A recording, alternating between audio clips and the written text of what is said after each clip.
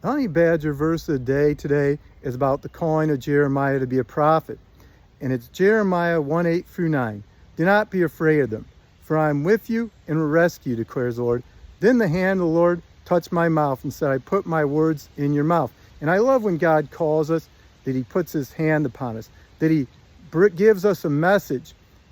Moses, when he was called, he said, I'm a man of stuttering lips. But God touched his mouth and enabled him to speak.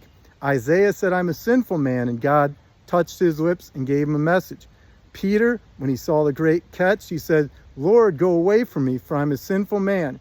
And God calls us in the midst of our weakness, in the midst of our limitations, and he gives us a message. And Jeremiah, after God speaks to him, he becomes a prophet of the exiles. In fact, he becomes bold as a honey badger.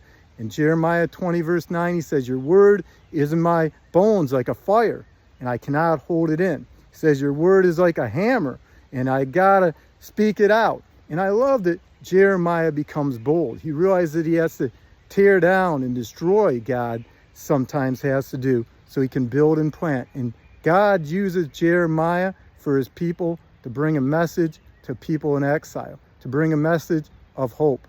And what is the message God has put on your heart? What are the things the Holy Spirit speaking to you to accomplish? I love Romans 10:15, where it says, how beautiful are the feet of those who bring good news. Who are some people we can bring the good news of the gospel to? Who are some people we can share the love of God with? And be bold as a honey badger in sharing the love of God. And Jeremiah, he saw the hand of God on his life.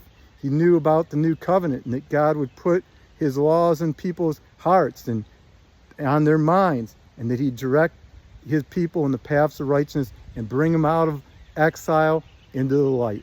And today, God has given us a message to share, the gospel, the death, burial, and resurrection of Jesus Christ. Will we be bold and have his word like a fire in us so we can proclaim it?